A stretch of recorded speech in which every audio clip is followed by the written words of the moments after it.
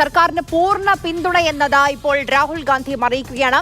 ചില കാര്യങ്ങൾ ചർച്ച ചെയ്യാൻ താല്പര്യമില്ലെന്ന് സർക്കാർ അറിയിച്ചതായും രാഹുൽ ഗാന്ധി വ്യക്തമാക്കിയിട്ടുണ്ട്. പക്ഷേ രാജ്യസുരക്ഷയെ മുൻനിർത്തിയുള്ള കാര്യങ്ങളാകാം എന്നുള്ളത് നമ്മൾ അനുമാനിക്കുകയാണ്. എന്തായാലും ഒരു ജനാധിപത്യ രാജ്യമാണ്, പ്രതിപക്ഷത്തിനെ അറിയിക്കേണ്ട ബാധ്യതയുണ്ട് കേന്ദ്ര സർക്കാരിന്.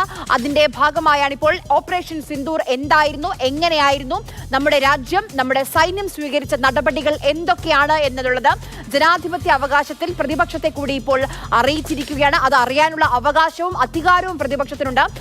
എന്തായാലും സർവകക്ഷി യോഗത്തിൽ എല്ലാവരും ഒന്നിച്ചു നിൽക്കണം എന്നുള്ളതായിരുന്നു പ്രധാനമന്ത്രി നൽകിയ സന്ദേശം. കേന്ദ്ര സർക്കാരിന് പൂർണ്ണ പിന്തുണ, സർക്കാരിന്റെ കൂടെയുണ്ട് ഞങ്ങൾ എന്നുള്ളതാണ് രാഹുൽ ഗാന്ധി സർവകക്ഷി യോഗത്തിന് ശേഷം നൽകിയിരിക്കുന്ന പ്രതികരണം. അനൂപ് ദാസ് തുടരുന്നുണ്ട്. അനൂപ്, ഇപ്പോൾ ചില കാര്യങ്ങൾ ചർച്ച ചെയ്യാൻ താല്പര്യമില്ല എന്ന് സർക്കാർ അറിയിച്ചു എന്നുകൂടി രാഹുൽ ഗാന്ധി പറയുന്നുണ്ട്. ഒരുപക്ഷെ രാജ്യസുരക്ഷയെ മുൻനിർത്തിയുള്ള ചില മുൻകരുതലായിരിക്കണം അല്ലേ അനൂപ്?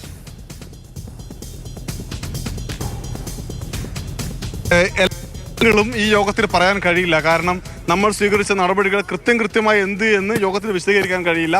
അതിനൊപ്പം തന്നെ സൈന്യം ഇനി നടത്താൻ പോകുന്ന ചില നീക്കങ്ങളെ സംബന്ധിച്ചും പറയാൻ കഴിയില്ല. അതാണോ രാഹുൽ ഗാന്ധി ഉദ്ദേശിച്ചത് എന്ന് വ്യക്തമല്ല.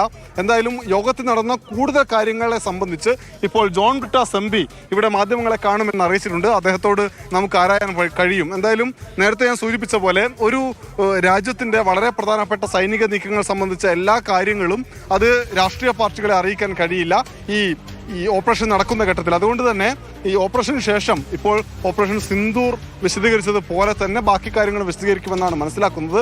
എന്തായാലും ഇന്ന് ഈ യോഗത്തിൽ പ്രധാനമന്ത്രി നരേന്ദ്രമോദി ഒഴികെയുള്ള ബാക്കി എല്ലാ പ്രധാനപ്പെട്ട നേതാക്കളും പങ്കെടുത്തിട്ടുണ്ട്.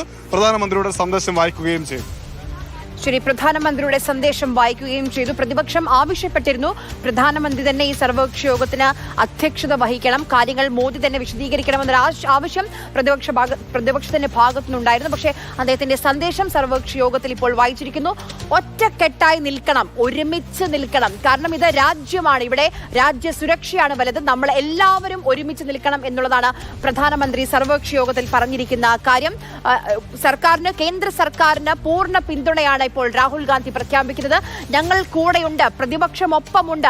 ഇവിടെ പാർട്ടി വ്യത്യാസമില്ല, ജാതി വ്യത്യാസമില്ല, മതവ്യത്യാസമില്ല. നമ്മൾ ഒരുമിച്ചാണ്. ഇന്ത്യ എന്ന രാജ്യം ഒരുമിച്ച് ഒറ്റക്കെട്ടായി നിൽക്കേണ്ട സാഹചര്യമാണ്. അതനുസരിച്ച് തന്നെയാണ് നമ്മുടെ രാഷ്ട്രീയ കക്ഷികളും ഇപ്പോൾ പെരുമാറുന്നത്. സർവകക്ഷി യോഗം അല്പസമയം മുൻപാണ് അവസാനിച്ചിട്ടുള്ളത്.